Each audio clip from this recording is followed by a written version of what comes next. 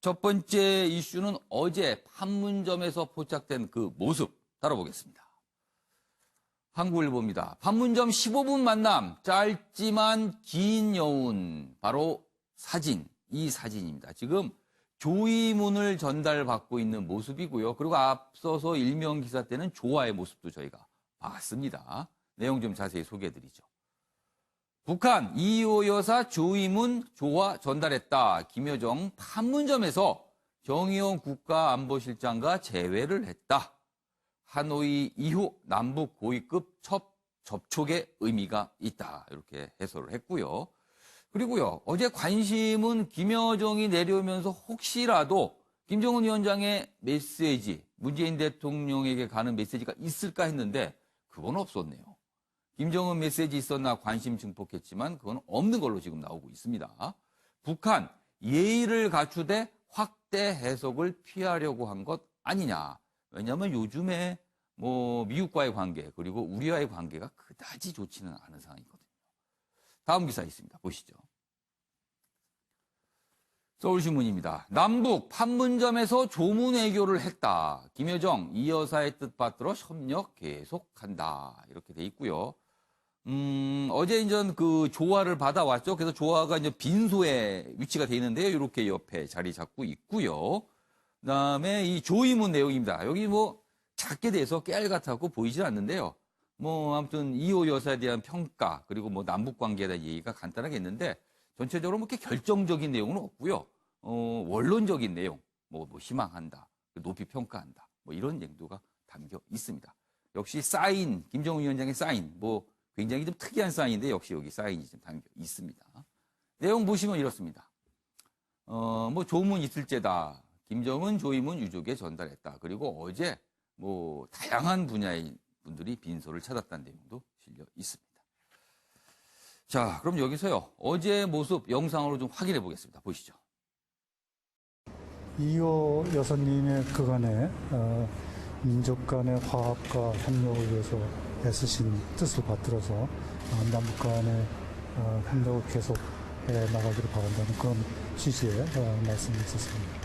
김여정 제1부부장은 김정은 위원장께서 이희호 여사님에 대해서는 각별한 감정을 가지고 김여정 제1부부장이 남측에 책임 있는 인사에게 직접 조의를 전달하는 것이 좋겠다고 말씀하셨다고 전했습니다. 우리 장례위원회와 유족들은 조문 사접단이 좀 모시기를 기대했는데 굉장히 아쉬운 생각을 금할 수 없습니다. 그러나 이렇게 조의문과 조화를 보내주신 김정은 위원장께 심심한 감사의 말씀. 네. 어제 저 모습에서 가장 눈에 띄는 거는 김정은 위원장의 친동생인 김여정이 등장을 했다는 부분, 그리고 우리는 정의용 국가안보실장이 나가서 만났다는 부분, 이 부분입니다. 일단 두 사람의 만남, 지금까지 나온 거는 별다른 메시지는 없었다고 해요. 그러나 그 자체만으로도 다시는 언론에서 주목을 안 할 수 없는 모습이었거든요. 특히 이제 정의용 실장이 판문점 직접 나가서 조의문과 조화를 받아왔다는 이 부분은 좀 어떻게 보세요? 윤용걸 전 대표께서는.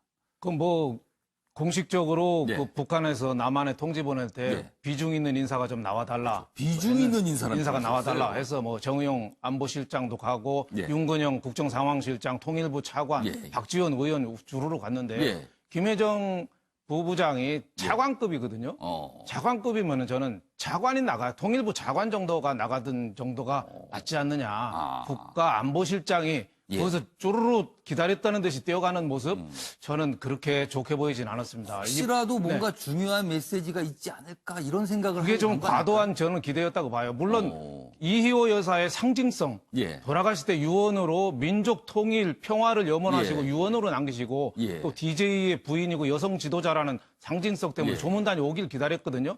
근데 기다렸다는 건 그건 기다리기가 저는 어려운 그 정치적인 과도한 해석이라고 봐요. 첫째는 문 대통령이 지금 북유럽에 가 있는 동안에 조문단이 와도 면담할 사람이 없어요. 그렇죠. 그리고 북한은 김정은하고 직접 면담한 사람, 단독 회담한 사람만 예. 조문단을 보내지 이번 같이 지난번에 문익환 목사 부인 박영길 장로인가요? 예. 그분 때도 안 보냈어요. 그러니까 북한은 그거에 대해서 철저하게 있기 때문에 우리가 조문단 온다는 기대는 좀 우리가 스스로 좀 과잉 해석한 거 아니냐. 단순한 북한의 예의 표시한 건데 우리가 판문점 뭐 조문 받으러 예. 뭐 여럿이 가는 것 같고 비난할 수는 없지만은 예. 그 모양이 꼭 그렇게까지 해야 되느냐. 통일부 차관이나 윤건영 국정상황실장 정도가 가서도 해도 되는데 우리가 너무 기대를 많이 하다가 가서 좀 헛물킨 거 아니냐. 또 지금 문 대통령이 북유럽 가서도 예. 선남북 대화 후 그 트럼프 6월 말에 오면 하자.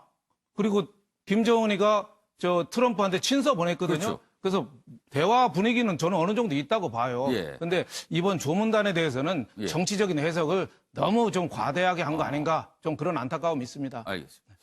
윤영걸 전 대표께서는 우리 정부가 너무 기대를 많이 하고 있었다. 뭐 그래서 약간 뭐 헛물켰다는 표현까지 해주셨어요. 오기영 변호사께는 어제 모습을 어떻게 좀 평가하십니까? 저는 이렇게 보고 싶습니다. 이제 다시 시작하는 대화. 하노이 이제 북미 정상회담 예. 이후에 북한과 미국 사이에서 예. 또는 북한과 남한 사이에서 예. 서로가 정서적인 어떤 괴리가 있었던 것 같아요. 서운함도 있었고 예. 이견도 있었고 그런데 최근에 들어서 다시 이제 대화를 하겠다라는 시그널이 여러 차원에서 나오고 예. 그것의 반영으로서 문재인 대통령이 이런 이야기를 좀 하시는 걸로 이해가 되고 예. 또 이제 이번에 김여정 부부장이 우리 윤 대표님 차관급이라고 하셨지만 실제 예. 좀 이 단순한 직급과 좀 상관이 없는 또 다른 그 정책 무게가 있습니다. 그렇죠. 뭐 직급은 부부장이지만 저 친동생이다. 이런 측면 또 부각이 되거든요, 항상. 그렇죠. 실은 김정은 위원장의 특사의 성격이 있는 거죠. 그런데 이제 거기에 정의용 안보실장이 가서 같이 대화를 나눈 것 그 자체는 저는 무리가 없다고 보고요. 다만 어제 박지원 의원도 이야기를 하셨지만 기왕이면 조문단이 왔으면 더 나았을 텐데 대화를 하고 함께 만나는 것은 진전이고 나름 의미가 있다고 보지만 예. 조문단까지 오지 않는 것은 약간 실망이다. 그럼 북한이 조문단을 보내지 않고 대신 조의문과 조화 정도로 끝낸 거는 어떤 판단 때문에 그랬다고 보세요? 여전히 좀 신중한 자세 아닌가 싶습니다.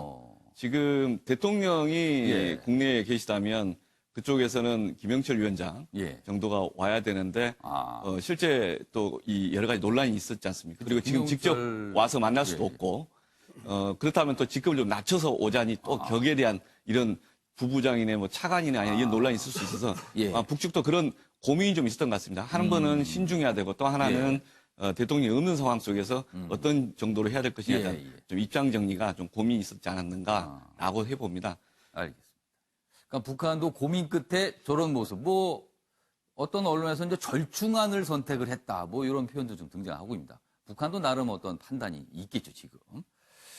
자, 그런 가운데 김정은 위원장이 트럼프 대통령에게 친서를 보냈다고 트럼프 대통령이 스스로 밝혔습니다. 기자들 앞에서. 그 기사 여기 있습니다. 보시죠. 트럼프, 김정은 아름다운 친서를 보냈다. 친서에 아름답다란 표현을 썼어요. 3차 북미 정상회담의 신호인가 이렇게 중앙일보는 전하고 있습니다. 지금 보면 사진을 보시면 뭐 친서 받았다고 얘기하면서 이 상의 안주머니에서 뭔가 종이를 꺼냈거든요. 그래서 이 종이가 그 종이인가 지금 뭐 그런 추정을 하는데 뭐 맞을 수도 있고 아닐 수도 있는데 여기 기사 내용이 있습니다. 처음에 기자들이 이게 그건가라고 했는데 그거 아니었답니다. 트럼프 대통령이 손에 들고 있는 건 멕시코와의 합의 내용이 담긴 뭐 미공개 문서, 그러니까 다른 내용입니다. 근데 마치 이 얘기를 하면서 이걸 꺼내니까 처음에는 이게 그건가 보다 했었습니다. 트럼프 대통령의 어떤 뭐 쇼맨십인가요? 아무튼 그런 모습도 포착이 됐고요. 내용 보시면 트럼프 대통령이 또 이런 얘기까지 했습니다. 여기 있습니다. 매우 멋진 편지다. 뭔가 일어날 것이다. 그리고 그동안 보면요. 고비 때마다 김정은 위원장이 친서를 보냈는데 이번이 7번째다. 이렇게 돼 있습니다. 자, 강성인 볼턴 보좌관, 김정은에 달려있다. 또 이번에 또 이런 얘기를 했습니다. 자, 그럼 여기서 트럼프 대통령의 이야기 영상으로 담았습니다. 보시죠. I just received a beautiful letter from Kim Jong-un. I can't show you the letter, obviously, but it was a very personal, very warm, very nice letter. I appreciate it. We have a very good relationship together. now I can confirm it because of the letter I got yesterday. And I think, I think that something will happen that's going to be very positive. 네. 뭐 보면은 뭐 영어 단어가 굉장히 좋은 단어들만 쭉쭉 나옵니다. 뭐 가능하다, 아름답다, 뭐 훌륭하다, 뭐 이런 얘기가 계속 나왔어요. 자, 이재용 전이요. 네. 일단 저희가 두 가지 내용 봤습니다. 어제 조이문과 조화를 보낸 거, 그다음에 트럼프 대통령의 친서를 보낸 거 두 가지 내용이 있고요. 그리고 앞서선 문재인 대통령의 어떤 김정은 위원장에 대한 제안까지 봤는데 김정은 위원장이 트럼프 대통령에는 친서를 보냈어요. 그러니까 메시지를 전달한 겁니다. 근데 어제 우리한테는 메시지가 없었단 말이에요. 네. 자, 이 상황은 좀 어떻게 이해하세요, 그럼? 글쎄요, 일단 조화도 보내고 예. 또 거기에 시간 맞춰서 예. 트럼프한테 이제 편지도 보내고 예. 아마 편지는 좀 더 일찍 보내지 않았을까? 일찍 가지 않았겠나 싶어요. 그렇겠죠. 그래야지 이제 비슷하게 도착했었겠죠. 예. 요 상황으로 봤을 때는 북한이 이제 대화의 의지가 있다라는 거를 표명하고 싶었던 것 같은데 저는 이제 걱정되는 게 이게 예. 또 다른 또 그 시간 연장용 뭐 연막 작전 뭐 이런 것으로 또 다시 뭐 되풀이 된다면은 우리가 또 큰 실수를 하게 되지 않을까. 시간을 연장한다는 거는 그 연장을 통해서 뭔가 다른 걸 한다는 의미인데 뭘 한다는 건가요, 그러면은? 예를 들어서 이런 거죠. 지난번에도 우리가 그 미북 대화를 통해서 뭔가 큰 딜을 얻어낼 거라고 상상을 하지 않았습니까? 그리고 그 전에도 트럼프의 수사는 지금의 얘기하는 하는 것하고 좀 비슷했어요. 굉장히 좋은 일이 날 거다, 뭔가를 해낼 것이다. 그러니까 비슷한 표현이 있었어요. 그렇죠. 그래서 많은 기대를 이렇게 올려놨단 말이죠. 그래놓고서는 하노이에 갔더니 뭐 아무것도 없으니까 빈강정이다 보니까 그냥 거기서 이제 결렬이 되지 않았습니까? 그럴 가능성이 아직도 남아 있는데 문제는 뭐냐면 그 지난번에 1차 회담 때부터 지금까지 쭉 보면은 북한이 비핵화를 한다고는 말을 했으나 오히려 반비핵화적인 행동들을 해오지 않았습니까? 지금 어제 나왔던 뉴스인가요? 그 인공위성 사진을 보니까 그 평양 근처에 있는 미사일 기지 거기에 있는 건물들이 이제 준공이 됐고 또 거기에는 옆에 있는 다른 건물들까지 또 짓고 있다고 얘기를 합니다. 등등의 여러 가지 미국 그리고 또 얼마 전에는 핵폭탄을 실을 수 있는 신형 탄도미사일을 개발했다고 하지 않았습니까? 그러니까 우리가 아무리 봐도 지금 현재 북한이 취하고 있는 행동들은 비핵화가 아닌 반비핵화 행동들이기 때문에 또 그거에 대한 약간의 기대를 올려주면서 또 뒤에서는 오히려 이런 무기를 개발하고 더욱더 반비핵화적인 행동을 하는 게 아닌가, 더욱더 이것이 더 악화되는 것이 아닌가. 그러니까 대화는 비핵화를 위한 대화인데 그 의사를 밝히는 것 같지만 시간을 끌고 뭔가 연장을 시키면서 뒤에서는 비핵화 움직임으로 가고 있다. 이런 말씀이시네요. 지금. 뒤에서는 반비핵화. 반비핵화. 그렇죠. 비핵화가 아닌 반비핵화. 그러니까 대화는 비핵화. 근데 실제 움직임은 반비핵화. 그렇죠. 그래서 저는 그게 혹여라도 연막작전이라면은 또 북한은 자기네들한테 시간이 많다고 생각을 하는 조직 같아요. 그래서 지금까지 꾸준히 지난 20, 30년간 그런 작전을 피운 거나 마찬가지인데 그런 거에 또다시 우리가 속아 넘어서는 안 된다는 게 이제 국민의 요구인 것 같고 어찌됐든 간에 트럼프가 저런 얘기를 했지만 저는 트럼프 얘기는 이제 더 이상 그 상황까지 가지 않으면은 믿질 않기 때문에 안 믿으시는군요, 이제는. 아무리 좋은 말을 해봤자 현장에 가서 나 안 할래 그러면 안 할 사람이고 안 한다 그러다고 나 할래 그러면 할 사람이기 때문에 저 아름다운 게 뭐 종이질이 아름다워서 뭐 아름다운 편지였는지는 모르겠으나 뭐 그리고 또 이렇게 너무 좀 비하해서 말씀드린 건 죄송하긴 한데 일단 트럼프에서 저 말이 나왔다는 것에 대해서는 예전보다는 무게감이 좀 떨어졌다. 알겠습니다. 그 정도 말씀드리겠습니다. 그러니까 여러 번 듣다 보니까 좀 무게감이 덜하다 이 말씀이신 것 같아요. 알겠습니다. 자, 김수희 평론가는 뭐 다시 앞서서 봤던 거, 이 조이문과 이제 조화 전달한 부분. 북한으로서는 나름의 성의 표시를 했다라고 보세요? 아니면 조금 부족하다고 보세요? 일단은 조화 조문에 대해서는 바로 현재로서 남한과의 대화를 틀 수는 없다. 조금 뜸을 들이는 그런 기분이 느껴지기는 합니다. 왜냐하면 트럼프 대통령한테는 친서를 직접 보냈기 때문에 그거하고 비교를 하자면은 아무래도 남한 쪽이 조금 뒤로 밀려난 느낌은 적극성에서는 조금 적어 보여요. 네. 그리고 이제 6.12 1주년이 됐기 때문에 미국하고 직접적으로 다시 대화를 틀려고 하는 그런 분위기는 있는 것 같고 특히나 얼마 전에 조선일보를 통해서 보도되었던 뭐 김영철, 김여정, 김혁철, 네, 징계를 받았고 김혁철은 처형당했다. 이 보도에 대해서 근데 즉각적으로 북한에서 일단은 김여정, 김영철은 잘 지낸다라고 내보낸 동시에 이제 어떻게 보면 북한에서 지금까지 그 관계자들 좀 가려오면서 긴장 분위기를 조성하다가 다시 개방적으로 나가는 그런 신호탄을 준 것 같아요.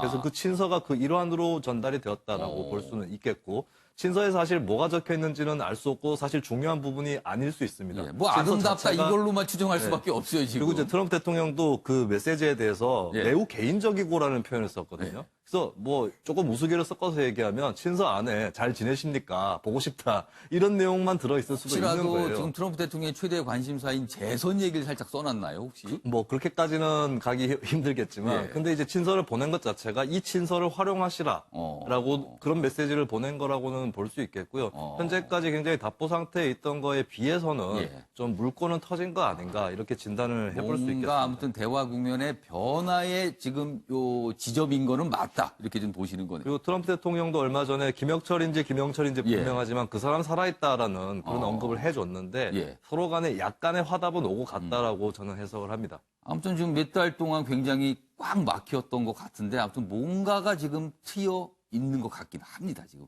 물밑에서는요. 알겠습니다. 다음 주제로 가겠는데요. 박상기 법무장관 얘기입니다. 어제 좀 독특한 모습이 보였거든요. 그래서 다뤄보겠습니다. 여기 보시면 일단 사진을 좀 봐주시죠. 기자회견을 하는 법무장관, 박상기 법무장관 모습입니다. 지금 기자회견 앞서 인사를 하는데 앞에 보시면요. 기자들이 없어요. 브리핑룸이 텅 빈 겁니다. 근데 기자회견을 했어요. 이게 무슨 상황일까요, 도대체? 제목이 이렇습니다. 텅 빈 기자회견장, 8분간 발표문만 읽고 나간 법무장관이다. 어제 이 모습입니다. 어제 이게 왜 그런지 그럼 일단 궁금한데 그 내용 다음 기사에 설명이 되어 있습니다. 보시죠. 질문 말라는 법무장관. 그러자 기자 없는 기자회견이 됐다. 어제 기자회견이 원래 잡혔는데 이런 일이 있었나 보네요. 보시면 과거사위원회, 검찰 과거사위원회 활동 관련 브리핑을 법무장관이 한 건데요. 질문을 안 받겠다 그랬대요. 그것도 기자회견 한 1시간 정도 앞두고요. 그러자 일방통보의 기자들이 이거는 안 되는 거다. 기자회견에서 질문을 못하는 기자회견이 세상에 어딨냐. 이러면서 보이콧을 했습니다. 그러니까 참여하지 않은 겁니다. 그래서 저희도 영상이 없어요. 찍어 오질 않아갖고. 사진만 남았습니다. 빈 기자실에서 준비자료 읽고 떠났다. 과거사위 무리한 공고 등 질문을 사전에 차단한 것 아니냐. 뭐 이런 평가가 있다고 합니다. 사실 어제 박상기 법무장관의 과거사위원회 활동 관련 기자회견은요. 기자들이 질문할 게 굉장히 많습니다. 지금 과거사 위원들 일부가 소송전에 휘말려도 있고요. 그리고 검찰의 부실수사 관련 내용도 궁금하고 과거사위원회 공고 내용에 대해서 좀 더 물어볼 것도 있고 해서 굉장히 많은 질문이 있을 수 있는데 질문을 안 받겠다 그런 거예요. 그래서 이런 일이 벌어졌습니다. 관련 기사 하나 더 있습니다. 보시죠. 자, 일단 보시죠. 여기 보면 똑같은 사진이 있고요. 이번엔 특이하게 여기 보시면 빈칸이 있습니다. 패널 분께서는 요 빈칸을 좀 맞춰주셔야 됩니다. 이번에요. 빈칸 채우기인데 지금 저 앞에 준비가 되어 있는데 요 빈칸이 무엇일지를 좀 추정해 주시고 이따 설명 좀 해주면 좋겠습니다. 일단 요 빈칸은 비워둔 채로요. 뭐뭐를 묻지 말라. 뭐뭐일 수도 있고요. 무엇일 수도 있습니다. 묻지 말라. 법무장관의 나홀로 기자회견이었습니다. 역시 같은 내용 전하고 있는데요. 질의응답 거부 예고에 기자들이 보이콧했다. 텅 빈 회견장에서 혼자 입장문 읽고 그냥 떠났습니다. 부실수사 논란 등 여론 외면하나 이런 비판이 있습니다. 뭐 아무튼 그래서 어제의 모습이 이랬다는 겁니다. 사실 이런 부분에 대해서 통상 이게 두 가지 관점이 있을 수 있어요. 어제 사실은 박상기 법무장관이 브리핑한 내용들이 있습니다. 패널분께서는 써서 앞에 좀 걸어주시기 바랍니다. 브리핑 내용 자체가 그동안 과거사위원회가 여러 가지 수사 공고를 했는데 그게 검찰과 연결이 되면서 뭐 부실수사 뭐 이런 내용이 논란이 꽤 있거든요. 그리고 공고 내용 중에서 특정 인물을 밝혔습니다. 그런데 그 인물들이 반발하면서 과거사위원회를 상대로 소송전도 벌이고 있거든요. 그러니까 이런 점들에 대해서 법무부 장관이 설명을 해야 되는 게 아니냐. 기자들은 이런 생각을 한 겁니다. 그런데 브리핑 1시간 전에 브리핑만 하고 질문을 받지 않겠다. 질문은 대변인한테 해라. 이렇게 된 겁니다. 그러니까 기자들이 아니 그렇게 중요한 내용에 대해서 브리핑을 한다면서 질문을 안 받으면 못하러 브리핑을 하는 것이냐. 이렇게 얘기가 된 겁니다. 그래서 일단 이런 내용에 대해서 이제 패널 분께서도 논평을 해줄 텐데요. 먼저 요 빈칸은 과연 무엇일지를 추정을 해 주시면서 설명을 해 주시면 감사하겠습니다. 자, 지금 먼저 세 분 쓰셨고요. 네, 오기영 변호사 쓰셨는데 네 분 답변을 한꺼번에 좀 보겠습니다. 먼저 윤영걸 전 대표께서는 과거라고 쓰셨고요. 오기영 변호사는 자세한 사항, 이재용 전 의원은 왜냐고, 김수민 평론가는 과거가 두 분, 왜냐고 한 분, 자세한 사항. 다들 집어넣으면 과거를 묻지 말라, 왜냐고 묻지 말라, 자세한 사항을 묻지 말라, 다 얘기는 되네요, 보니까. 자, 그러면 한 분씩 좀 답변 들어보겠습니다. 먼저 윤영걸 전 대표께서는 과거라고 쓰셨어요. 예. 원래 기자회견은 예. 기자가 궁금한 걸 묻는 게 아니라 예. 국민이 궁금한 거를 기자들이 대신 물어봐 주는 거거든요. 예. 그러니까 법무부 장관은 기자회견하면은 예. 궁금한 거를 다 대답해 줘야 돼요. 그러니까 저렇게 기자회견 혼자만 발표하고 질의응답도 안 받고 나가버리는 거, 예. 저거는 공인의 태도가 아닙니다. 저런 거는 탁현민 그 청와대 그 비서관이 그런 얘기 했잖아요. 예. 정치는 쇼는 쇼인데 소통을 위한 쇼다. 예. 그렇게 했는데 박상기 법무부 장관은 그 쇼도 잘 못하는 그런 정도의 저는 장관이 아닌가 싶습니다. 그 이유는 과거사위가 과거를 캐야 됐는데 과거사위가 과거를 잘 못 캤어요. 그러니까 과거사위가 지난 달 말에 끝났잖아요. 예. 근데 과거사위의 과거를 묻지 말라죠. 과거사위의 과거를 아마 어느 정도 시간이 흐르면은 과거사위가 수사한 거를 다시 수사하는 그 과거사위가 또 생길 수 있어요. 예. 과거사 수사위원회가 또 생길 수 있어요. 과거사위원회 과거가 있는데 그 과거를 묻지 말아달라. 그렇죠. 그동안에 이제 과거를 파헤친다는 건 좋지만 예.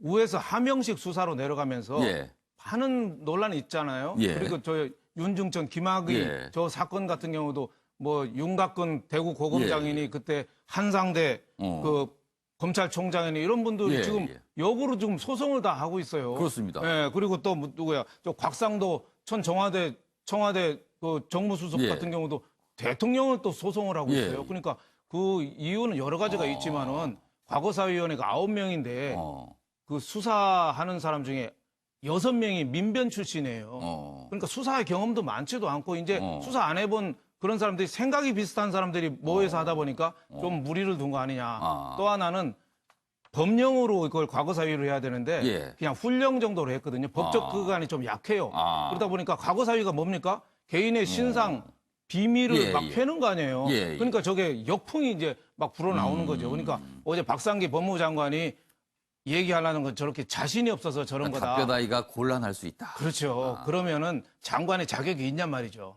예? 장관은 내일 그만두더라도 오늘 국민들한테 소상히 밝히고 예, 예. 이런 점은 잘못됐는데 예. 앞으로는 이러고 고치고 나부터 잘하겠습니다. 이게 기자회견이 돼야 되는데 예. 자기 발표만 하고 나가버렸어요. 알겠습니다. 저는 자격이 없다고 봅니다. 네. 자, 오기영 변호사께서는 자세한 사항을 묻지 말라 이렇게 보셨는데 어제 상황 뭐 전체적으로 평가를 좀 해주시죠. 전반적으로 보면 장관이 기자들 질문을 안 받겠다는 건 잘한 게 아니죠. 예. 예, 기본적으로 소통하려는 의지가 좀 부족했다. 통상 답변을 생각합니다. 받는데 좀 뭐 설명하기가 어렵거나 조금은 굉장히 좀 모호하거나 좀 위험할 수 있는 답변 같은 경우는 이렇게 원칙론을 답하거나 아니면 그거에 대해서는 제가 지금 말씀드리기 곤란합니다. 이렇게 넘어가거든요. 일단 받긴 하고. 지금 예. 법무부 과거사위에서 예. 준비하고 그동안에 쭉 나왔던 사건들이 김학의, 윤중천 사건, 예. 장자연 사건 이게 아주 사회적으로 민감한 사건들이 예. 있지 않습니까? 그럼 그 수사를 권고를 했고 그 예. 권고의 과정에서 예. 검찰이 어떻게 했고 그에 대해서 법무부는 그럼 어떻게 평가하는지를 예. 좀 소상하게 그렇죠. 국민들한테 알려주고 또 의문사항에 대해서 해명을 예. 하는 게 자세라고 봅니다. 지금 말씀하신 대로 궁금한 게 많아요, 지금. 많습니다. 예. 근데 그것에 대해서 질의응답을 안 받는 것 자체가 예. 실제 자세한 사항에 대한 파악이 덜 됐거나 또는 지금 스스로 좀 더 설명을 하려는 자세가 좀 부족하거나 그런 생각이 듭니다. 그래서 적절하지 않다고 보는데 예. 저 보면은 저는 김학의 사건에 대해서 예. 불만이 많거든요. 개인적으로는. 하지만 많은 분들 물어보면은 윤중천 씨 그 구속했고 예. 그런데 이문정 검사는 보니까 딱 예정된 결론밖에 안 나왔다. 그 윤중천 씨가 몇 년 전에는 왜 기소가 안 되고 이번에 윤중천 씨만 기소됐냐. 그 사건을 엎고 그 사건을 은폐했던 그 예. 관여했다고 추정되는 사람들이 왜 하나도 드러나지 않느냐. 그렇죠. 그 당시에 수사 관련됐던 검찰이든 법무부든 경찰이든 예. 그분들에 대해서 왜 제대로 조사 안 하고 묻혔냐라는 의문도 있거든요. 그런 질문이 나왔겠죠. 충분히 나오고 제대로 책임 있게 했으면요. 답변하고 예. 해야 되는데 이걸 답변을 받지 않고 저런 식으로 하는 것은 결코 좋은 자세가 아니고 실제 예. 여러 가지 지적을 받을 수 있는 사안이라고 봅니다. 알겠습니다. 이재용 전 의원께서는 왜냐고 묻지 마라 이렇게 판단을 해주셨네요. 예, 설명해 주시죠. 그 좀 약간 포괄적인 의미에서 예. 답변을 드린 건데요. 지금 현재 이 정부가 예. 취하는 모습들이 예. 소통을 굉장히 중요시하지 않았습니까? 근데 결국은 이게 불통의 한 모습이잖아요. 그리고 아무도 없는 저 기자회견장에서 누구한테 도대체 인사를 그러니까 하는 저렇게 건지. 인사를 하고 뭐 하는 게 이게 참 본인도 굉장히 어색했을 거예요. 사실 저 모습이. 그렇죠. 지금 이 사진만 본다면은 예. 저기에 혼자 앉아 있는 저 기자분인지 아닌지는 모르지만 저 한 사람한테만 인사를 하게 된 꼴이 된 거지 않습니까? 모습이 낮춰졌는데 어찌됐건 간에 그 지금 현재 소통을 중요시했지만 결국에 알고 봤더니 불통의 이미지를 아니면 결국에는 속에는 안에는 불통의 그 마음을 가지고 있었는데 그것이 드러난 게 아닌가. 그래서 뭐 질문을 왜 하면 안 되냐, 뭐 이러이러한 이유에 대해서 왜 답변을 안 해주냐라는 이 왜냐고에 대한 답변에 대해서 그냥 아예 나는 답변할 의지가 없다 이런 모습을 보여준 게 아닌가. 그러니까 매우 질문은 뭐 고압적인 대변인을 거죠. 통해서 하라 이렇게 나왔다. 그러니까 그래요. 매우 고압적인 것이고 그런 것을 이제 사실은 피해 나가야 되는데 전 한 가지 걱정되는 게 이거죠. 지금 이게 이 정부가 3년 차 아닙니까? 근데 과거의 정부들도 보면은요. 한 3년 차, 4년 차 이렇게 되기 시작하면은요. 굉장히 불통의 모습들을 많이 보여줬거든요. 저는 이게 아마 그거의 전초가 아닌가. 그런 걱정도 좀 됩니다. 살짝 뭐 걱정까지 좀 섞어주셨네요. 알겠습니다. 김승희 평론가는 과거를 묻지 마라 이렇게 판단하셨네요. 이게 제가 저 제목을 붙였다면 의문점이라고 표현을 했을 것 같아요. 왜냐하면 이게 의문점. 중의적 의미인데 묻다에는 질문하다의 뜻도 있고 땅에 묻다라는 뜻도 있습니다. 그래서 한쪽에서는 질문하지 마 이것이고 기자들 입장에서는 우리의 의문점을 묻으려고 하지 마라 이렇게 표현을 했을 것 같은데 근데 뒤에 조사가 르자가 붙어 있어서 을이 아니고 르입니다. 그래서 그건 아닐 것 같아요. 그래서 이제 흔히 하는 얘기로 과거는 묻지 마라 뭐 이런 얘기를 하니까 과거사위와 관련된 거라서 과거라고 표현을 했고요. 이게 굉장히 좀 유감스러운 일은 사실 조금 더 파악을 하자면 이 브리핑에서 기자회견에 그 질의 응답이 없다는 그조차도 엠바고에 붙이려고 했었습니다. 처음에. 그 자체도 굉장히 무리가 있는 것인데 참 이게 걱정스러운 것은 박근혜 전 대통령 당시에 굉장히 이제 기자회견할 때 질의응답이라든가 이런 것들이 부실하거나 생략되는 적이 많아서 불통이라는 비판을 많이 받았거든요. 물론 지금 현재 청와대에서는 국민청원에 대한 답변이라든지 굉장히 소통에 주력하는 모습이지만 어쨌든 한 명의 장관이 이런 모습을 보였다는 거 이거는 이제 대통령을 포함해서 청와대에서도 굉장히 눈여겨서 봐야 될 부분이다. 박근혜 정부와 같은 행태를 되풀이하는 것이 기자들 입장에서도 국민들 입장에서도 굉장히 실망스러운 일일 것이다 라는 걸 꼭 덧붙이고 싶습니다. 자, 내변 답변을 봤는데 다시 한번 꽂아주세요. 내변 중에서 어떤 분이 맞추셨는지 저희가 한번 보겠습니다. 지금 과거라고 쓰신 분이 두 분, 왜냐고 한 분, 자세한 사항 한 분입니다. 자, 그럼요. 무엇을 묻지 마라. 답을 좀 보여주시기 바랍니다. 답은 과거였네요. 두 분이 맞추셨습니다. 김수미 평론가하고 윤영권 전 대표가 과거를 맞추셨습니다. 자, 브리핑은요. 특히 공직자의 브리핑은 미래만 하는 게 아닙니다. 어떤 계획, 뭐 하겠다 이런 브리핑은 참 열심히들 합니다. 그리고 질문 받으라고 그러고요. 뭐 소상했는데 지나간 일에 대해서 기자들이 파고드는 거는 웬만하면 답을 잘 안 하거나 이런 것처럼 질문 안 받겠다고까지 그럽니다. 그러나 공직자의 브리핑은요. 과거든 현재든 미래든 다 해야 되는 게 맞는 거 아닙니까? 제가 잘못 생각하고 있습니까? 공직자가 하는 일이 책임이 의무입니다. 그게 월급 주는 게 다 그거 국민 세금으로 주는 게 그 국민이 궁금한 걸 설명하라는 거죠. 알겠습니다. 네네. 그래서 아무튼 이래서 오늘 많은 언론들이 이 내용을 좀 다루고 있습니다. 자, 이번에 사회 분야 소식으로 좀 넘어가겠습니다. 오늘도 또 고유정에 관한 얘기가 또 나와 있군요. 여기 보시죠. 동아일보입니다. 경찰 고유정 4세 의붓아들 사망 사건도 수사. 수사에 들어갔습니다. 이 부분도 의혹이라고 계속 그동안 나왔었거든요. 여기 내용을 좀 보면요. 여기 지금 표시가 되어 있습니다. 경찰은 이 4세 의붓아들인 A군 사인이 질식사로 추정된다는 국과수의 부검 결과 등을 토대로 고유정과 이 4세 A군의 아버지, 그러니까 지금 고유정의 현재 남편을 말합니다. 이 부부죠, 그러니까. 부부를 상대로 정확한 사건 경위를 조사하고 있다. 국과수는 부검 결과 A군 몸에서 약물 또는 독물은 검출되지 않았고 장기 손상도 없었다고 경찰에 통보했다. 그래서 지금 경찰이요, 고유정과 그 고유정의 남편, 현재 남편의 휴대전화와 컴퓨터 등에 대한 무슨 증거 분석 뭐 이런 걸 조사하고 있다고 합니다. 지금 뭔가 이루어지고 있는 거예요, 지금. 자, 그럼요. 여기서 저희가 요 내용에 대해서 조금 더 정리를 좀 했거든요. 화면을 좀 봐주시죠. 자, 이렇습니다. 지난 4월 고 씨 의붓아들 사망했습니다. 그리고 국과수는 일단 질식사로 추정했고요. 그런데 이게 약간 석연치 않다 이렇게 경찰이 들여다보고 있는 거예요. 혹시라도 이 고유정과 뭔가 연관이 있는 거 아니냐 뭐 이런 겁니다. 지금 의혹은요. 추가 조사 예정이고요. 모든 가능성을 열어두고 수사를 한다. 이런 내용입니다. 다음 화면 좀 봐주시죠. 여기 보시면 오늘 새벽에 나온 소식입니다. 지금 이 고유정이 전 남편의 시신을 훼손해서 유기했잖아요. 그래서 그 지금 시신을 찾아야 되는 문제가 있는데 오늘 새벽에 이 전남 완도 해상 양식장 부근에서 뭔가가 발견이 됐습니다. 근데 그게 이 전 남편의 시신의 훼손 시 그걸로 보이는 거예요.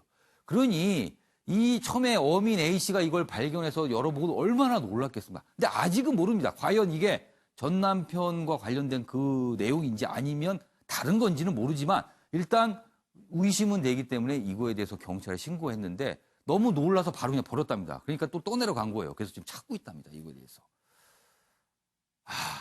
이게 아침부터 이런 소식을 전해드린 게 참 맞는지 모르겠습니다만 그래도 지금 진척은 되고 있습니다. 자, 다음 내용 보겠습니다. 자, 그리고 고유정과 관련해서요. 죄송합니다. 고유정과 관련해서 또 한 가지 좀 주목되는 거는요. 이 고유정 친동생이 말하는 고유정과 피해자 유족이 말하는 고유정이 너무나 다른 사람입니다. 이렇게 보세요. 지금 뭐 언론을 통해서 좀 밝혀진 내용인데요. 고유정은 착하고 배려심이 있는 사람이다. 범행하리라고는 전혀 생각하지 못한다. 지금 벌어진 범행하고는 좀 먼 얘기죠. 근데 친동생은 이렇게 봤다는 겁니다. 근데 반면에요. 유족은요. 이렇습니다. 피해자의, 그러니까 지금 숨진 전 남편, 피해자의 이혼 결심 이유는 고유정의 폭언과 폭행이다. 평소에 이랬다는 거예요. 엄청나게 거친 행동, 폭언, 폭행이 있었다는 거죠. 그렇다면 이 피해자의 유족과 이 고유정의 친동생의 진술은 완전히 이것만 들으면 완전히 다른 사람이거든요. 이건 또 무엇인가? 글쎄요. 이게 거짓말이 아니라면 거짓말을 할 이유는 없어 보이기도 한데요. 이게 완전히 다르게 지금 평가를 하는 거예요. 자, 그럼 여기서 어제 고유정 검찰에 송치됐거든요. 그리고 여러 가지 모습이 있었고요. 그리고 뭐 유족의 얘기도 있었습니다. 같이 보겠습니다. 왜 막아요 이거? 왜 죽이셨습니까? 왜 죽이셨습니까? 우발적 범행 맞나요? 범행 후회하시나요?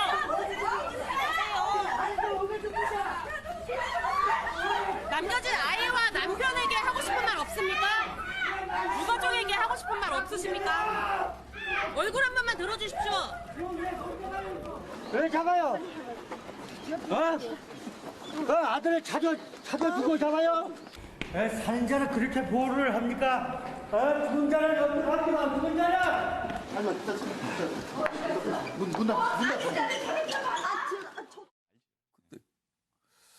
자, 지금 모습을 봤지만요. 고유정 얼굴을 앞에다 이렇게 풀어헤치고 또 나왔어요. 그러니까 얼굴을 어떻게든 안 보여주겠다는 거예요. 근데 오규영 변호사님. 예. 이미 얼굴이 공개가 됐잖아요, 지금? 근데 본인이 모르고 있나요? 왜 저러고 나옵니까? 지금 조금 전에 화면에도 다 나오고, 예, 온 국민이 다 아는 얼굴이 된 거죠. 예. 본인이 이제 그것에 대해서 부끄러우니까 일부러 가리는 거겠죠.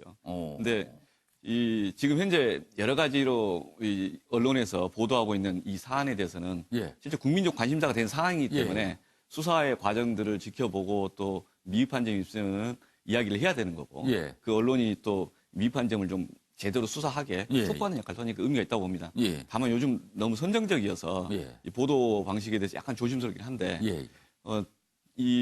아까 피의자 본인의 친동생 또는 피해자 전 남편의 동생 이 각자 서로 다른 발언을 하는 것은 어쨌든 자기가 보고 경험했던 자기 보호 본능이 있기 때문에 그러기도 하고 자기에게 유리한 이야기를 할 수도 있는 거고 자기가 본 부분만 설명하는 것이 전부가 아닐 수 있는 거니까 뭐 여러 가지 제한적인 의미에서 이야기가 나올 수 있다고 봅니다. 그리고 또 이런 과정 속에서 무슨 사이코패스 뭐 이상한 이야기들이 쭉 나오는데 그 속에서 약간 논점이 흐리면 좀 안 되는 것이 저는 있다. 그냥 사실을 사실대로 보자. 사망이 있었고 그게 살해로 보여진다. 그럼 그 행위에 대해서 고의적이냐, 우발적이냐, 계획적이냐, 충동적이냐 이것만 보면 된다. 그 인간이 자유의지를 가지고 스스로 판단하고 행동했기 때문에 책임지라. 이게 형사처벌하는 취지 아니겠습니까? 그런데 이제 마치 이 여러 가지 다른 이야기가 나오면서 좀 이 동정심을 유발하기도 하고 또는 사안의 이게 배경을 또 다른 식으로 해석하기도 하는데 어쨌든 지금 현재 수사기관에서 사실을 제대로 파악하고 정리하는 작업에 함께 힘을 모아야 되지 않을까 이런 생각을 합니다. 대표적인 윤창호법 같은 경우가 그런 거였습니다. 우리나라에서 음주운전을 하고 그 교통사고 나고 그 사망을 하게 될 경우에 그런 경우에 음주운전이 어쩔 수 없이 심신미약이다. 그런 필요적 감면에서 오히려 사람이 죽었음에도 불구하고 이상한 논리로 또 이 감면이 됐잖아요. 그게 너무 일상적으로 이해가 안 되는 상황이다라고 국민들이 공감을 했기 때문에 윤창호법을 만들어서 스스로가 음주운전을 할지 안 할지를 판단할 수 있는 사람이 그렇게 음주운전의 결과로서 사람이 사망을 했다면 그건 살인과 똑같이 처벌해야 한다 이렇게 본 거 아니겠습니까? 그러니까 지금 현재 이 사안에 대해서도 이 피의자가 고의적으로 계획적으로 했느냐 아니면 충동적이고 우발적이었냐 이 점이 제일 이제 앞으로 고려 사항이고 재판 과정에서 그와 관련된 어떤 사실관계의 좀 종합 이건 의미가 있다고 보고요. 그다음에 그와 관련된 어떤 그 피해 사실 좀 더 좀 구체적으로 조사하는 건 의미가 있다고 봅니다. 알겠습니다. 지금 뭐 어제 이제 완도 해상에서 이제 발견된 이 비닐봉지 뭐 지금 다시 또 경찰이 찾고 있다고 합니다. 지금 이게 어떤 증거일 수도 있으니까요. 조사를 해야 되니까. 지금 이렇게 진척된 상황이 있고요. 김수민 평론가. 그러나 이번 사건은 설명이 안 되는 게 참 많아요. 일단 동기 부분이 지금 설명이 안 되고 있어요. 그리고 경찰은 일단은 공범은 없는 걸로 판단한다고 하지만 과연 그러신 건가? 과연 그런 건가? 공범이 정말로 없는 건가? 누군가 관여한 바가 없는 건가? 이런 부분도 아직 명확하게 밝혀지지는 않고 있거든요. 그러니까 풀어야 할 점이 꽤 있어 보여요, 지금요. 공범 부분은 이제 고유정 씨가 피해자고 체구 차이가 제법 나기 때문에 저 체구에서 혼자서 저렇게 범행을 했을까라고 하는 어떻게 보면 상식적인 의문이기 때문에 자연스럽게 공범의 어떤 존재에 대해서 주목이 가는 건 당연하나. 근데 지금 어떻게 보면 궁금증을 해소하기가 어려운 것인데 너무 지나치게 이제 혹시 여러 가지 가능성이 열려 있는 건 아닌가라고 생각하는 그런 수준이라는 것도 함께 좀 감안을 할 필요가 있겠고요. 사실 특히 이제 아까도 말씀이 나왔지만은 어떤 피의자의 정신의 심리적 상태라든가 이런 부분에 대해서 너무 과도하게 이런 정도의 사람이어야 그런 범죄를 저지를 수 있지 않을까라고 좀 오해하는 측면들이 있는 것 같은데 어떻게 보면은 이제 아까 전에 주변 사람들의 좀 사뭇 다른 증언, 착한 사람이었다라는 것이 우리가 사실 이 고유정이라는 사람이 남성이라고 생각했을 때 저런 현상이 일어났으면 그런 사람들 우리가 흔히 봤지. 밖에서는 되게 잘하는데 가족한테 폭력적인 사람들 보지 않았는가 하고 쉽게 이해할 수 있었을 텐데 굳이 좀 여성이라서 괜히 좀 더 특별하고 더 신기한 사람으로 우리가 보고자 하는 건 아닌가. 이 부분 또 한번 돌아봐야 될 것 같습니다. 그러니까 어떤 선입관을 갖고 지금 바라볼 수도 있다라는 거네요, 지금요. 자, 지금 또 한 가지 사실은 중요한 대목이 아까 기사 잠깐 신문기사 소개했지만 이 4세 의무자들 사망이에요. 일단 뭐 국가수 부검에는 질식으로 추정된다는 건데 이 사망도 사실은 그렇게 간단해 보이지는 않습니다, 지금요. 어떻게 그렇게 죽을 수가 있을까? 뭐 왔는지 한 이틀 정도 같이 지냈다는데. 이런 부분에 대한 수사. 뭐 사실 제가 이 내용을 패널 분께 질문 드리기도 참 모호합니다. 이거 뭐라고 말씀을 하실 수 있을까 싶기도 해요. 그래서 지금 사실 이런 거는요, 수사사항을 기다리는 방법밖에 없는 것 같아요. 아무튼, 수사 범위가 조금씩 넓어지고 있는 분위기로 좀 보입니다. 알겠습니다. 헝가리 유람선 참사 관련 내용 좀 짚어보겠습니다. 여기 있습니다. 자, 이제 이 유람선이 인양이 됐고, 뭐 내부에 대한 수색, 그리고 인양과 동시에 그 안에 있던 시신들도 수습이 됐습니다. 그런데 이제 이런 모습이었다고 합니다. 침몰 순간에 온 힘을 다해 손녀 꼭 끌어안은 할머니였다. 인양을 해서 보니까 이런 모습이었다는 거예요. 인양 선체에서 발견된 시신 3구 가운데 50대 여성으로 추정되는 시신이 있었는데 6세 여아의 할머니로 보인다는 거예요. 그런데 꼭 끌어안고 있었다. 그러니까요, 이 배가 강물에 침몰하는 순간 얼마나 공포스럽겠습니까? 본인도 공포스럽고 이 6세 손녀도 공포스럽고 그걸 끌어안은 채 숨진 모습이었다는 거죠. 이 대목에서 지금 많은 분들이 눈물을 흘리고 있어요. 이런 모습이었구나라고.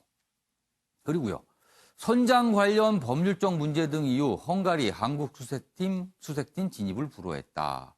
선체서 못 찾으면 수색이 장기해야 된다. 원활한 공조 위한 외교 노력이 절실하다. 이렇게 우리 측은 지금 얘기를 하고 있다고 합니다. 관련 기사 하나 더 있습니다. 보시죠. 유람선 침몰 사고 낸 선장 석방됐습니다. 보석으로 석방됐습니다. 헝가리 법원 보석 허가다. 뭐 이렇어요. 그리고요. 지금 외신 통해서 들어온 거는 헝가리 정부 다뉴브강 선박 교통량 위험 수위 경고 수차례 무시했다. 뭔가 위험 징후가 있었는데 무시했다는 거예요. 일단 이 보석 얘기를 좀 해봐야겠어요. 오경 변호사. 예. 이 정도 사안인데 이게 보석이 됩니까? 글쎄요. 우리나라 같으면 좀 쉽지 않았겠죠. 예. 근데 나라마다 이 제도가 좀 달라서 그런데 예. 어쨌든 지금 보석이라고 하는 게 구속된 사람 중에서 나름대로 증거인멸 여지가 없고 예. 뭐 도주의 우려가 없거나 아니면은 보석금을 과하게 부과하면 예. 도주하기 힘들 거다라고 판단되는 경우에 보석을 하는 건데. 아니 근데 증거인멸은 사실은요. 이 사고를 낸 그 바이킹 크루즈선 바이킹 시기노가 그 사고 자리를 도색을 해버렸어요. 이게 증거인멸 아닙니까? 그럼 이런 일이 벌어지는데 관련장 핵심 관련자인 선장을 보석으로 풀었다. 이게 쉽게 납득은 안 가는데요. 그러니까요. 그게 우리나라 같으면 쉽지 않은 건인데 예. 아마 이제 굳이 추론을 하다 보면 예. 이미 본인은 잡혀 있고 그다음에 배는 이제 다른 데로 갔고 다만 그 상황 자체가 예. 이미 다양한 화면을 통해서 예. 또는 사진을 통해서 보관돼 있으니까 한 거 아닌가 싶은데 예. 보석금이 한 7,600만 원인가 아마 됐던 것 같아요. 그 얼핏 언론 보도된 것에 예. 따르면. 근데 그 금액이 상대적으로 적지 않은 금액이라고 그 현지에서는 판단하지 않았나 싶은데 예. 또 다른 그 사법적인 특색이 있어서 그런 거니까 참 우리 입장에서 좀 불만이 많은 결정인데 예. 참 그쪽의 법치 문화의 수준이라 예. 좀 답답합니다. 지금 상황 자체가. 그러니까 이게 우리나라가 아니라 다른 나라의 어떤 법 체계 안에서 있었던 결정이라서 참 뭐라고 대놓고 이야기하기도 어려운 상황이긴 한데 우리로서는 좀 아쉽지 않은가 이런 생각을 안 할 수가 없습니다. 윤영걸 전 대표님. 예. 아까 할머니 그리고 그렇죠. 6세 여아의 그런 모습도 포착이 되는 입장에서는 우리는 이 보석이 이게 이렇게 돼야 되는 건가? 이런 생각을 안 할 수가 없어요. 우리로서는 너무 좀 한탄스럽죠. 예. 그 할머니가 연세가 많지도 않더라고요. 올해 60세인데 왜 할머니예요? 예. 왜 할머니고 6살 단 외손자 같이 갔다가 예. 갑자기 배 들어박고 갑자기 좌초하니까 예. 선실 내에서 빠져나오지를 못한 거예요. 순식간에. 그러니까 손녀를 안고 같이 저런 상태로 이제 발견되신 건데 너무 예. 가슴이 아프죠. 예. 근데 이제 실종자나 고인들에 대해서 그 억울함을 좀 풀어주려면은 예. 그 진상이라도 빨리 밝혀져야 되는데 그렇죠. 저렇게 보석하고 또 선장은 가해자 선장은 예. 또 휴대폰도 초기화하고 배도 또 싹 앞부분에 들이받은 흔적을 지우고 그렇습니다. 그리고 또 헝가리에서는 어제 우리 수색대가 예. 선실내에 들어가는 것도 못 들어가게 막았어요. 그게 이제 한국 측에서 증거를 혹시 그 확보하려고 한다. 그런 식으로 좀 오해를 한다고 그래요. 물론 이게 예. 이제 자국 내에서 벌어졌기 때문에 네. 헝가리 당국은 물론 그거에 대한 완벽한 통제력을 가지려고 하는 건 이해가 됩니다.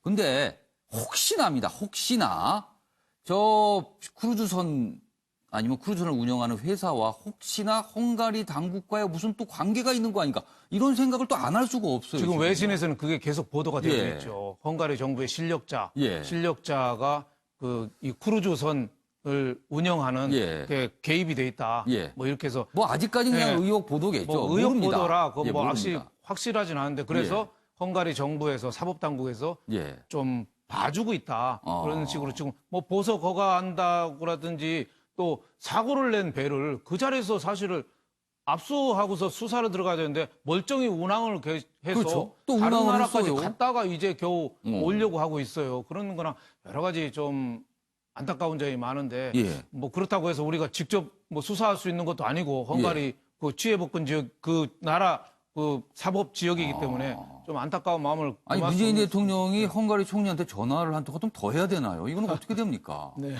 좀 많이 안타까운 대목입니다. 우리로서는 우리 국민의 생명이 희생된 사고기 때문에요. 그냥 뭐 간단하게만 볼 수 없을 것 같습니다. 아무튼 아쉬운 대목들이 조금씩 나오고 있어요, 지금. 알겠습니다.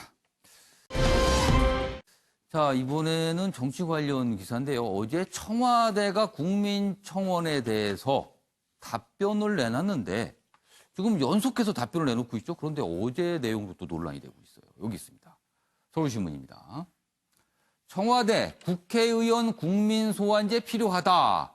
민심을 빌려서 일 안 하는 국회를 압박한다. 이렇게 돼 있습니다. 정당 해산 관련 국민청원에 이어서 국회의원 국민소환제 도입 국민청원에 어제 답변을 내놨어요. 이번에는 정무 비서관이요. 그러면서 여론이 지지하고 있다. 뭐 이렇게 밝히면서 필요하다고 얘기한 거예요. 그러니까 이걸 해야 된다라고 사실상 청와대가 주장을 한 겁니다. 그러자 한국당 바른미래당 국민청원을 정쟁독으로 전락시켰다. 반발하고 있습니다. 관련 기사 하나 더 있습니다. 보시죠. 청와대 국민청원 답변으로 연일 국회 압박이다. 야당 상권 분립을 무시하는 거다. 이렇게 또 반발하고 있습니다. 여기 보면 어제 답변 내용 중에 이런 게 있습니다. 많은 국민이 국회를 걱정하고 있다. 그래서 국회 파행 책임론 제기하면 야당을 질타한 거예요. 그러자 한국당은 문 대통령 탄핵 청원은 국민 마음이라 이야기할 수 있나? 그러니까 국민청원에 오르는 게 다 국민 여론이고 국민의 마음이다. 이렇게 청와대가 말을 하니 한국당이 이런 겁니다. 그러면은 문 대통령 탄핵 청원도 있는데 그럼 그거 국민 마음이냐? 이렇게 또 반발하고 있는 겁니다. 바른미래도 입법부 위협한 거다. 이렇게 비판을 하고 있습니다. 자, 그럼 여기서 관련 영상 보고 이어가겠습니다. 대통령도 자치단체장과 지방의원도 소환할 수 있는데 유독 국회의원에 대해서만 소환할 제도적 장치가 없다는 것은 누가 봐도 상식적으로 납득하기 어렵습니다. 주권자인 국민의 대표로 선출된 국회의원이 주권자의 입장에서 일해주기를 갈망하고 있습니다. 이제는 국회가 대답해야 합니다. 현재 계류 중인 국회의원 국민소환법이 이번 20대 국회를 통해 완성되기를 간절히 바랍니다. 네. 여기 뭐 만평도 있네요. 여기 뭐 갑자기 VAR 축구 얘기가 나왔는데 뭔가 누구를 향해서 레드카드를 뭐 이렇게 딱 던졌어요. 게다가 이 VAR 본 거죠. 근데 그 VAR 내용이 뭐 철저한 모니터링 통한 뭐 국민소환제 도입이 시급하다. 이렇게 또 심판이 결정되는데 보니까 국회였군요. 만화가. 뭐 이렇게 돼 있습니다. 자, 이재영 전 의원. 네. 어제 상황 어떻게 평가하십니까? 글쎄요, 전 개인적으로는 전 대의민주주의를 더 선진국으로서 추구를 해야 된다는 사람이기 때문에 이 과도한 직접 민주주의에 대해서는 좀 저는 반대를 하는 사람입니다. 그거는 뭐 제 그 가치가 그렇다는 뜻이고 또 한 가지 이제 문제되는 거는 뭐냐면 근데 지금 이 내용들이 나온 그 이유가 왜냐, 왜 이 시점에서 이런 얘기가 나왔냐. 물론 국회가 지금 파행을 하고 있고 국회의원들이 일을 안 하고 있는 모습을 보이면서 국민들이 매우 이제 화가 나셨다. 따라서 딴 이제 선출직 소환할 수 있는데 왜 국회의원만 놔뒀느냐. 이건 우리가 이제 응징하자. 이런 이제 메시지가 나오는데 그래서 표현이 이거군요. 민심을 빌려 이런 거겠네요. 요 의미겠네요. 그렇죠. 그렇지만 그럼에도 불구하고 저는 이게 매우 부적절한 부분이 한 두 가지가 있다고 생각하는데 첫째, 청와대가 나서서 이거를 한다. 이런 부분은 매우 부적절하다고 예. 생각을 합니다. 특히 지금 정무수석과 그 다음날은 정무비서관이 합쳐서 예. 이제 팀을 이루어서 계속 이제 연일적으로 이렇게 그렇죠. 연일 지금 뭔가 압박을 얘기를 하고 하고 있는데 근데 이 뉘앙스를 보면은 국회의원 국민 소환제 필요라고 얘기는 하지만 예. 그 뉘앙스를 보면은 지금 야당 압박용으로 쓰고 있어요. 예, 그렇기 때문에 이거는 청와대가 직접 야당을 압박하는 수단을 쓰고 있기 때문에 매우 부적절하다. 이런 생각이 들고 또 정무수석이라는 거, 그러니까 정무실이라는 게 뭡니까? 국회하고 예. 소통하라는 게 정무실 아닙니까? 그렇죠. 근데 이건 소통을 안 하고 국회를 압박하고 있으니 또 자신들의 주어진 업무를 벗어난 예. 매우 정치적인 행위이기 때문에 이거는 잘못됐다고 생각을 하고 예. 그리고 아까 아까 화면에서도 보셨지만 예. 지금 정무비서관이 대통령도 소환할 수 있다고 얘기를 했거든요. 근데 제가 알기로는 대통령 소환할 수 없습니다, 우리나라는. 탄핵 얘기를 한 건가요? 탄핵 소추 제도를 말한 건가요? 아마 탄핵에 대해서 얘기하는데 예. 아시지만 탄핵은 국회에서 하는 거거든요. 예. 아시지만. 예. 그런데 지금 국민이 소환해서 대통령도 소환할 수 있다라는 건 저거야말로 가짜 뉴스예요. 그러니까 정무비서관이 나와서 예. 저 스크린에다 대고 대통령도 소환하는데 왜 국회의원을 소환 안 하냐, 못하게 하느냐 이런 거는 제가 봤을 때 매우 부적절한 것 뿐만 아니고 이건 예. 굉장히 선동적인 행동이기 때문에 저건 가만히 놔둬서는 안 된다고 생각합니다. 알겠습니다. 지금 이재용 조대님께서 아주 지금 청와대를 굉장히 아주 호되게 지금 질책을 했어요. 제 오기영 변호사. 예. 정무비서관, 예. 정무수석이 그 이틀에 걸쳐서 발언을 했는데, 예. 일단 정치적인 발언 자체가 이제 할 수는 있는데, 내용이 이제 어느 수준에서 할 거냐에 대한 고민이 있는 것 같습니다. 그리고 그런 점에 대한 지적으로 또 이해가 되고요. 예. 우리 이재용 전 의원 말씀 중에 부분적으로 공감한 것도 있고요. 예. 다만, 지금 이제 국민들 속에서 이제 이야기를 하는 예. 일하는 국회, 예. 또 책임지지 않는 국회, 이런 것에 대한 이 여러 가지 이견들이 있습니다. 예. 근데, 정당 해산 관련해서도 자유한국당 해산 183만 명인가, 그리고 그 다음에 민주당 해산 38만 명인가, 예. 이게 상당히 적은 수의 인원이 아닌 거죠. 예. 그런 점에 대해서 원론적인 답변으로 좀 했으면 될 텐데 너무 이제 여러 가지 이야기가 살이 붙다 보니까 예. 오해를 유발한 것 같고요. 예. 그 다음에 이제 이게 국회의원 소환제 예. 이미 박주민 의원이나 몇몇 국회의원이 직접 법안으로 나와 있습니다. 법안은 지금 발의가 돼 있습니다. 그렇죠. 근데 그 점에 대해서 또 국민들이 여러 가지 여론조사 과정 속에서 표현하는 것들이 있기 때문에 예. 그 점을 좀 반영해서 하자고 그러는데 그까지는 좀 청와대 설 말은 아니지 않았나라는 생각을 합니다. 국민들은 충분히 발언할 수 있고 예. 그런 책임을 지는 것들은 필요한데 예. 다만 여러 가지의 그런 여론이 있었다라는 점을 좀 보여주는 정도가 아닌가 싶습니다. 조금 아쉬움이 있다라는 말씀이시네요. 알겠습니다. 유영걸 전 대표께서는 어떻게 평가하세요? 청와대가 저렇게 예. 나서는 게 나는 참 안타깝습니다. 저는 딱 세 마디만 하면 됩니다. 예. 청와대부터 아쉽고 참담하고 부끄럽다. 이렇게까지 국민들이 예. 국회의원을 불신하고 소환제까지 얘기 나오는 거는 청와대부터 책임이 크다. 우리부터 좀 반성하겠다. 이렇게 하고서 정무수석실은 야당하고 대화하는 자리 아니에요? 예. 그러니까 더 낮은 자세로 대화해야 되는데 대통령이 해외 순방 중에 저 야당을 저렇게 공격하는 태도? 저는 더 대화를 더 하겠다는 건지 그런 점에서 좀 안타깝습니다. 전체적인 청와대 약간 기류인가요? 그러면? 그 청와대 기류가 예. 야당을 좀 더 대화하고 물론 뭐 야당이 무리한 거 많죠. 예. 국회에도 좀 들어왔으면 좋겠고 예. 어거지 요구도 많고 뭐 한데 거친 말도 좀 종종 하고. 뭐 그렇죠. 이러니까요. 거짓말도 예. 하고 근데 그거 달래는 게 청와대 정무수석실 일 아닌가요? 그거 해야 되는데 오히려 공격을 하고 있으니까 예. 진짜 추경이 급하긴 급한 건지 우리 민생 현안 법률 예. 통과가 급한 건지 저는 이런 참 안타까운 생각이 좀 듭니다. 알겠습니다. 김수민 평론가는 어떻게 보셨습니까? 네, 두 가지 좀 더 덧붙이고 싶은데요. 첫 번째는 예. 국회의원 소환제를 도입해서 정치가 개혁된 나라가 없습니다. 이게 후진국 국형 제도인데. 그러니까 도입을 예. 해봐야 뭐 정치상이 나아지지 오히려 않는다는 정치가 거네요. 나빠가지고 도입한 나라들이 대다수고 민주주의 선진국 절대 다수는 국회의원 소환제가 없거든요. 이런 부분들이 앞으로 사회적 토론이 될 필요가 있겠습니다. 그리고 두 번째는 예. 이게 임기가 4년 이렇게 국회의원이 헌법상으로 고정돼 있기 때문에 예. 그냥 법을 도입한다고 해서 국회의원 소환제를 할 수 있을 것이냐 여기에 대해서 많은 피력하는 의견들이 개헌 사항이다라는 얘기를 하고 그렇죠. 있거든요. 헌법을 손질을 해야 되는 거네요. 예, 그래서 이제 아까 전에 대통령 소환제를 빼놓고 국민 소환제 얘기할 수 없듯이 이런 예. 부분도 청와대가 같이 얘기를 해줬다면 좀 더 좋았을 것 같다라는 의견을 덧붙입니다. 뭐 오늘 네 분 말씀 들어보니까 이제 약간 강도의 차이는 있지만 이건 아니다. 조금 아쉽다. 뭐 이런 분위기로 말씀들을 해 주셨네요. 알겠습니다.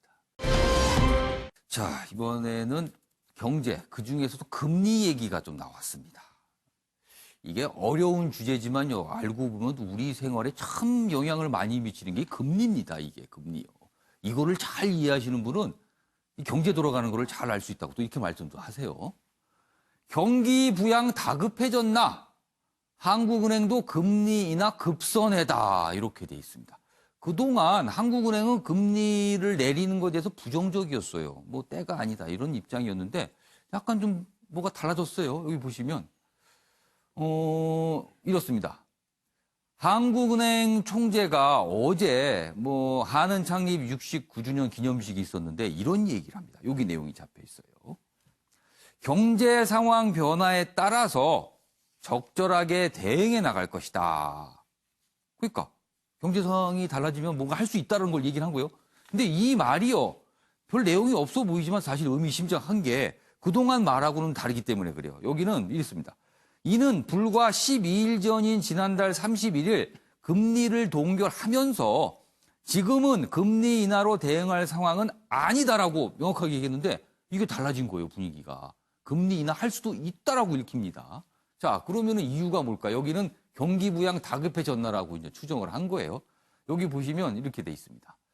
일단 미중 무역 분쟁 엄청나죠? 그리고 반도체 수출 요새 만만치 않습니다. 우리가 어려운 환경에 있는 거예요. 그리고 청와대는 경제 성장세 하방 위험 커졌다, 이런 얘기 최근에 했죠. 그러니까 이거에 맞춰서 한흥도 금리 인하 얘기를 생각하고 있는 거 아닌가, 이렇게 지금 나오는 겁니다.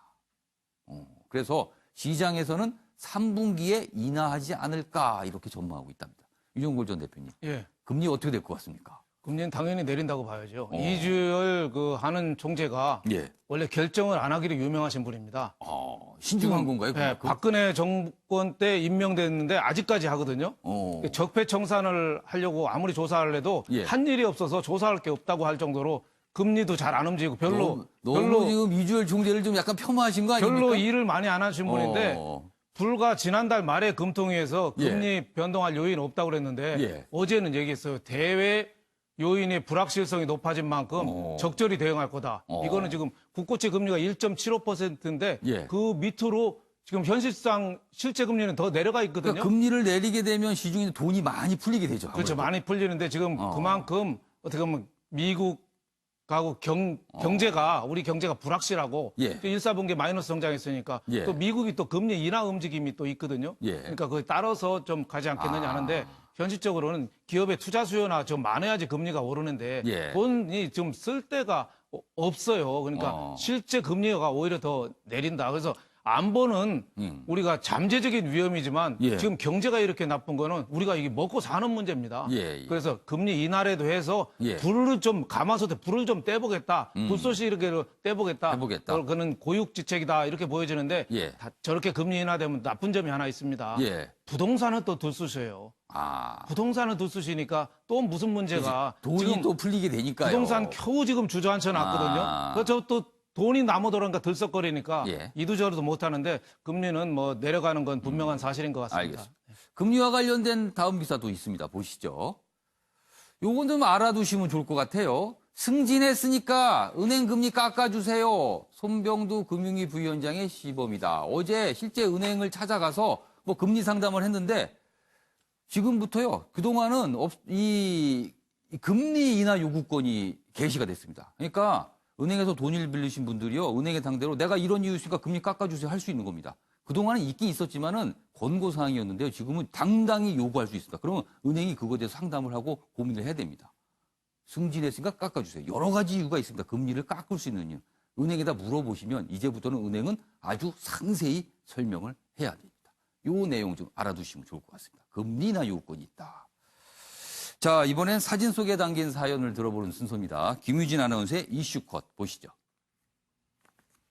이슈들을 사진으로 살펴보는 시간 이슈컷입니다.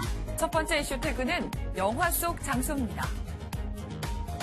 영화 속 주인공의 집에 머문다면 어떤 기분일까요? 최근 세계적으로 인기를 끈 영화 어벤져스 엔드게임.